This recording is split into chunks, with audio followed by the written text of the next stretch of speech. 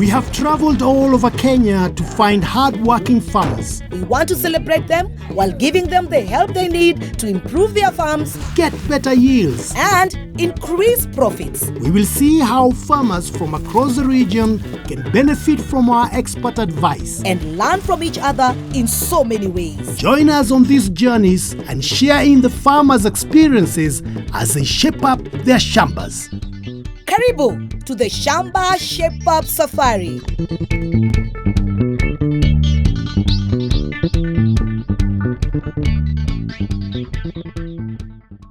Hello and welcome to Shamba Shape Up. Today we are in Narok County at the House of Hope Refuge. This is a home for girls fleeing female genital mutilation and forced early marriages. For food and learning about life skills, they have a Shamba just down the road. And it is entirely our duty today to make sure that this Shamba is a total success. Well, let's get to work. Let's go. So, this is their Shamba, Enkishon Farm, the House of Hope's farm school. It's run by Patrick and his wife Josephine, with help from farm manager Kamau. The farm is located just outside Salasa, surrounded by maize and wheat fields in the beautiful countryside of Narok County. Josephine, Patrick, Kamau. Patrick, how are you? Fine, thank you. So, show us your farm. Oh, come, let us show you. Enkishon Farm covers 5 acres. They have 2 cows, 10 pigs, 250 chickens, and over 1,000 tilapia in their fish pond, as well as growing sukuma wiki, sorghum, and onions. So, do you have any problems? As you can see, we have a dairy project, and our cows are a bit down because we are having 3 liters, 5 liters from each cow, which is not really good. So we would really be happy if you could bring us some advice. And we want more information on how to keep the pigs and make maximum production. We are beginners in onion farming. We need assistance and guidance. Well, we didn't come alone. We've come together with experts. That's nice. Yes. And we work together with you. Yeah. Okay, so let's pitch the tent and get ready for work.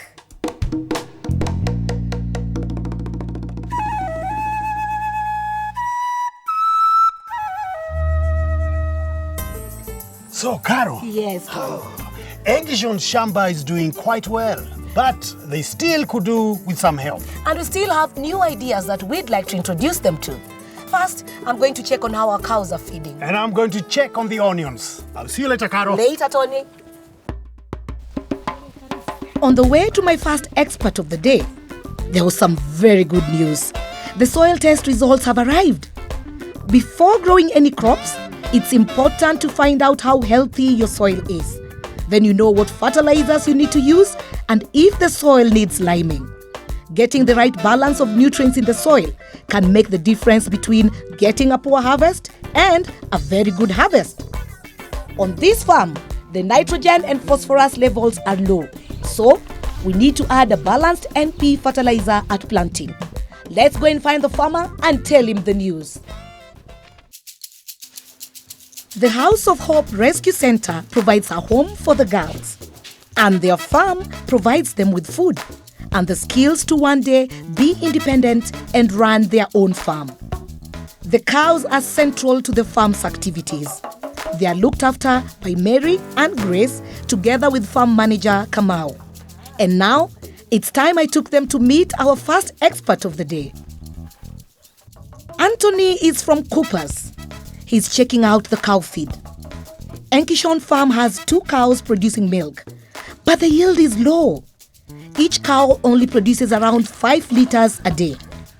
Anthony thinks they might not be getting enough nourishment. Let's find out what he has to say. Is this fodder as nutritious as the cut and ready-to-eat fodder? Yes, fodder that has been conserved, Bwana Kamau, is as nutritious. Even for us human beings, we conserve our own food and we get nutritious food. So even for the animals, when we conserve fodder from our fields, the animals will be able to access quality food all year round. One of the major causes of low milk yield is poor quality feed. But hay and silage, if correctly prepared, are excellent feed for cows. So, what's going wrong? To get the best quality silage, it's important the crop is harvested at the milky stage. It's called that because when the seed is pressed, a milky residue comes out. For hay, this should be when the grass is leafy. Which crops do we use to make hay, and which crops do we use to make silage? So you can use maize, you can use sorghum to make silage, while you can use lucerne to make hay. The advantages of hay are that it reduces the labor and time costs as well as minimizing the storage losses. The advantage of well-prepared silage is that it has a higher energy and vitamin content than hay. If the animals do not like the taste of silage at first, mix about 5 to 10 kilograms of silage in their green fodder ration for 5 to 6 days until they get used to it. Adding some molasses also helps. So, are there other reasons why the milk yield is low? Mama Mary, Yes, sir. how many liters do your cows produce? 10. 5 asubuhi, 5 jioni, ng'ombe wote wawili. So, Bwana Wanyama, is this a good thing? For cows under zero grazing management, that is not very good production. So I would encourage you to give your animals good fodder and also to supplement, especially proteins. I've moved around the farm and I've realized that you don't have enough proteins. And I would recommend the use of Kupakula Gold. This will be able to enhance milk production because it has a lot of proteins, the proteins that your animals need. So if you're able to supplement with Kupakula Gold, you're going to get enough milk at your farm. I can also see you have another product. What is this one for? Yes, I have here a product called Diamond V. This one helps the animals to digest the feed that you give them so that they produce more milk. So after we use the products and the supplements, roughly how much milk are our cows going to produce? Basically, when you use Kupakula Gold and you use Diamond V, you are guaranteed of an increase in production, up to about 20%. Wow, Yeah. that's a good thing, Mama Miriam. Yes. Grace, what are you promising Mr. Wanyama? Next time when you will come, you will just find us improved our feeding and our silage. Yeah. For Kupakula Gold, give 400 grams of supplement per cow per day. For Diamond V, 1 tablespoon per cow per day. Just a little extra cost on supplements for a big increase in milk yield. That can't be bad. Carol's done well with the cows. Now, I've asked George from Royal Seed to help out with the onions. The secret to success here is to choose an onion seed that is best suited to the local soil and climatic conditions to get the best yield. Let us find out why George recommends Royal Seed and what varieties they have that could grow well here. George, explain to Mr. Kamau and other farmers why Royal Seed. Royal Seed is a company well known for the distribution of quality seeds in Africa. We are in Kenya, we are in Tanzania, we are in Uganda, and we are getting to Nigeria. How many varieties of onion seeds do Royal Seed have? Royal Seed has 5 varieties of onion seed. This is red pinoy. The size of the bulb is about 90 to 120 grams, which is preferred by the Kenyan market. Maturity is only 90 days from transplanting, and the yield potential is 25 tons per acre. Now, one is red creole, which does well still in medium and low altitude areas. Maturity is 150 days from transplanting, and yield potential is 20 tons per acre. We also have red Bombay, a deep purple-red color, and very popular with farmers and the market. Maturity is 150 days from transplanting, and yield potential is 20 tons per acre. Red snack F1, red in color, and it's also a very uniform crop. Maturity is 110 days from transplanting, and yield potential is 25 tons per acre. The other one is Texas grano. This is a white onion. So it's also important for those people who do not want more of acidity. It is a yellow onion with a high yield and well adapted to the tropics. Maturity is 120 days from transplanting, and yield potential is 21 tons per acre. So, in this region, Kamau, which one do you think suits you? Red Pinoy. Red Pinoy. And red Pinoy is a very good variety because, number one, you'll get very good germination, 95 to 100% germination, And then number two, the crop is very uniform. And then another thing, it's an early maturing variety. You only have 90 days from transplanting, and then you are in the market selling and getting, because we are now in agribusiness and you have to make some money. So the earlier you take your product to the market, the better for you. Number three, it has a narrow neck, which is very important for curing. At maturity, it really cures fast and easily. So you won't have problem waiting for the crop to cure itself. Number four, it has a very good shelf life. You can store up to 6 months. So when the prices at the market are not favorable, you can still store it for when you're still speculating what the prices would be the following day or the following week or the following month. Red Pinoy sounds like a great variety for this region. But the secret to getting a good harvest is making sure the plant gets off to a good start so it grows strong and healthy. So when it comes to planting the seeds, what is the most important thing that a farmer has to do? Number one is to make sure that your nursery is well prepared. It means that it has to be of fine tilth because the onion seed is very tiny. And then number two, the nursery has to be raised so that when there's a lot of rain, it doesn't wash your seeds away. And then it's very easy to manage when it's raised because it's not at the same level with the ground. It will force you to make sure that the depth of the seedbed is sufficient because you have to dig deep so that you develop very good roots. When planting red Pinoy onion seeds in a raised bed, plant the seeds in rows with 15 centimeters between each row and 2 centimeters between each seed. When transplanting to the field, red Pinoy should again be planted in rows 15 centimeters apart, but with 8 centimeters between the seedlings to allow space for them to grow. I would like to know whether I can use fertilizer in my nursery bed. What we would recommend in the nursery is that you do manure that is well decomposed. But don't put manure the same day you are doing your seeds.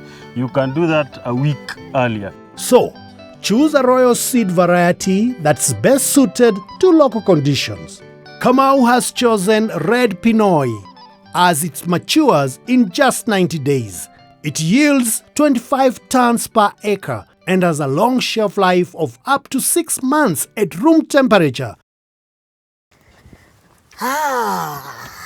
So, we've learned on how we can preserve cow feed for use all year round. And how to get the best seed for your onions. But on this Shamba, Josephine is more than just a farmer. And so we've asked her to tell us why this Shamba is so important.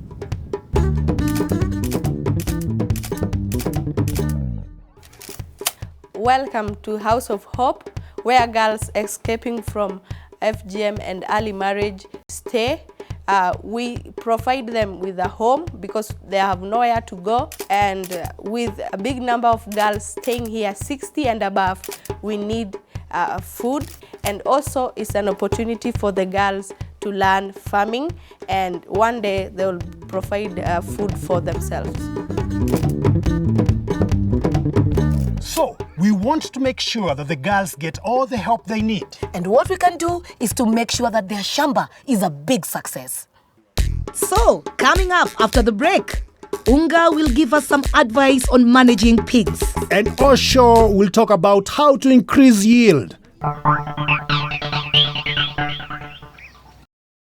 To receive all Shamba Shape Up leaflets, SMS the word all with your name and address to 30606. If you'd like to receive just the leaflet for this farm, SMS farmer, that's the name of the farmer, with your name and address to 30606.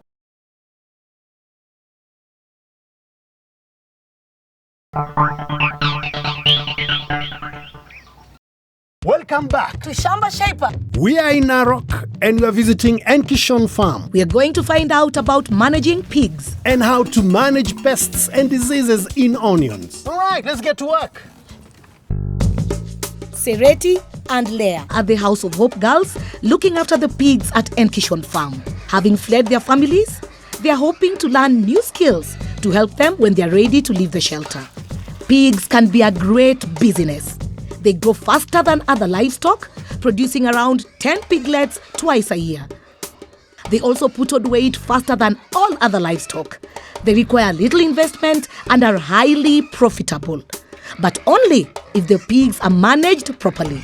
We want to help the girls make a success of their pigs. So, we invited an expert, Duncan from Unga, to give us some advice.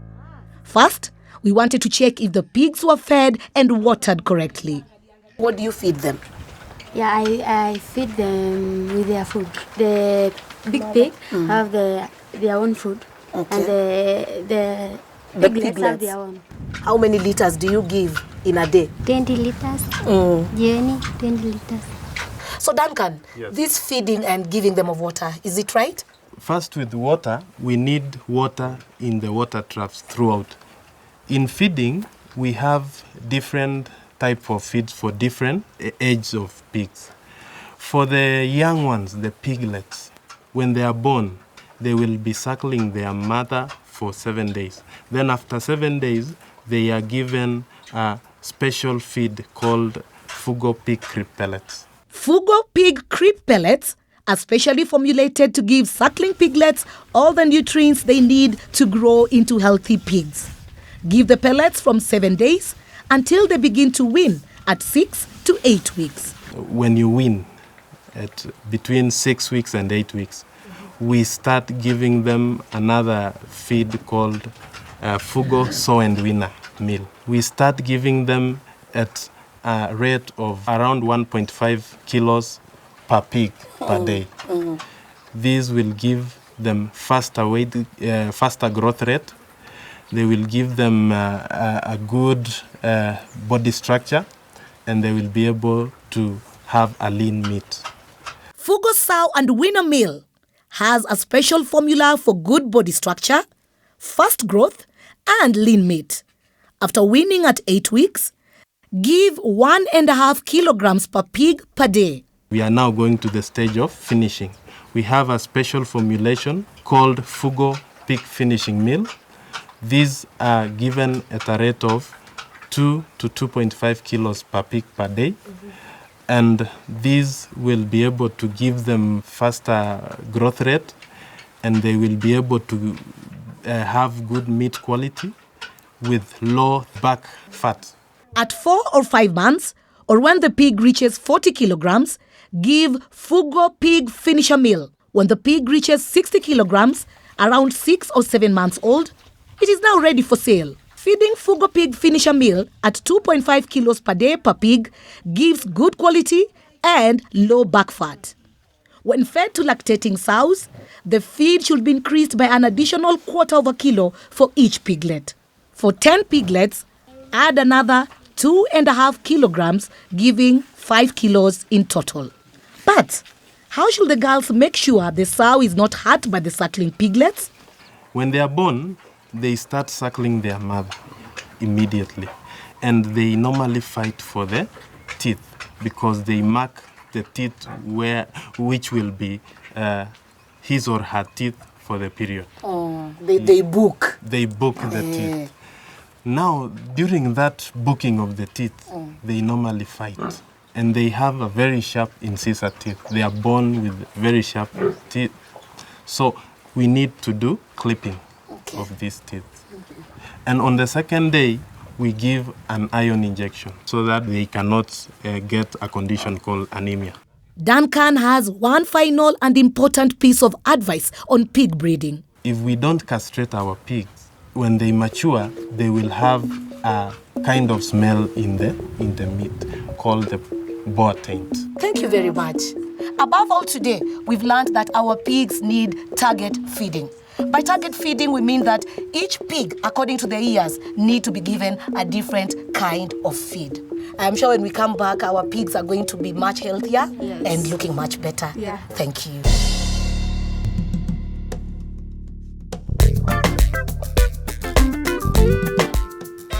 Our final expert today is Sami from Osho. He's come to make sure once planted, the onions give a bumper harvest, making sure there are no pests and diseases. Already, he's noticed there seems to be a problem with the current crop. Tell us from your general observation, because I saw you walking around. Yes. What did you see? Your onions are almost producing bulbs, and still there's the problem of weeds. Weeds will take up into your production in a big way. So you should have done the weeding earlier than what you're doing now. Okay? What time do we need to start weeding? Weeding should be done immediately weeds appear. Number two is that of diseases. Majorly, I found 2 diseases in your Shamba, and one is the purple blotch. You can see the appearance of this purple mold. We call that problem purple blotch. The spores will eat into your leaf, and remember, leaves power the expansion of the bulb. So anything that is tampering the healthy appearance of the leaves, you also eat into your production. Okay.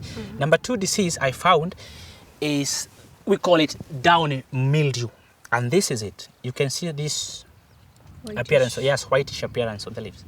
So that's the effect of downy mildew.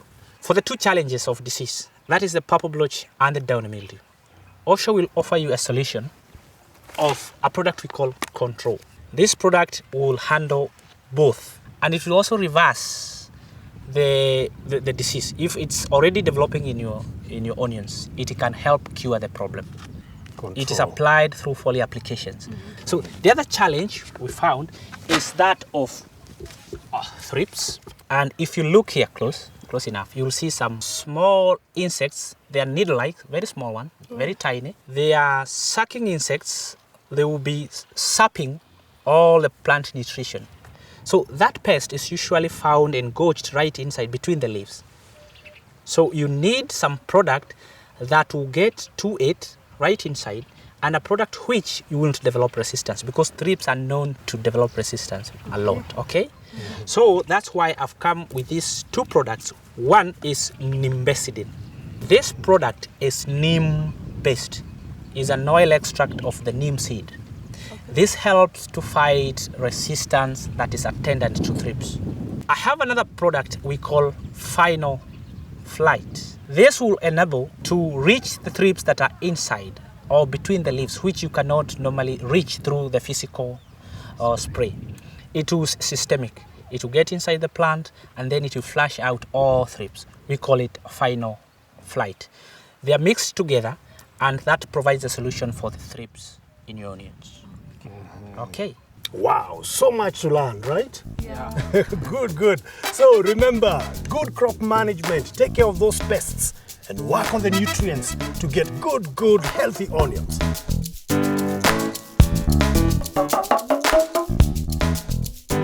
Wow. Oh, Tony. Caro, what a shape up. That was awesome. What a shape up. We really enjoyed it. Yeah, we enjoyed it. It was so nice and wonderful. So what have you learned? On the side of the pigs, I've learned a lot. Have more information and how to make maximum produce, and the girls will be happy. Next time you come, there'll be more cows than you have seen and more milk. Each of you will get 2 glasses of milk. 2 glasses? I promise you.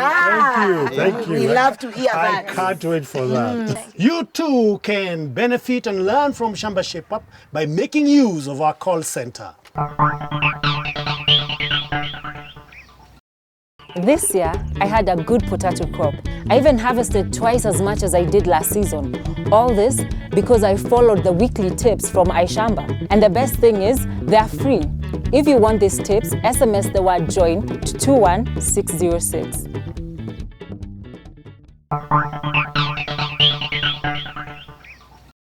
So, Patrick, Josephine, and Kamau, are you going to make use of our call center and call us? We will do that. And now, our work here is done. We'll see you in the next Shamba. But before we go, we have a nice treat for you.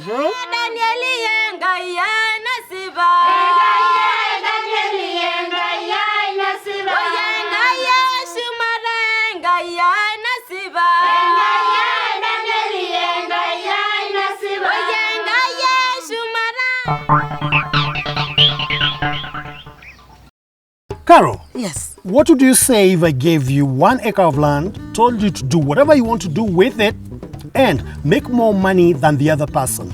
Honestly, Tony, I would lose my head.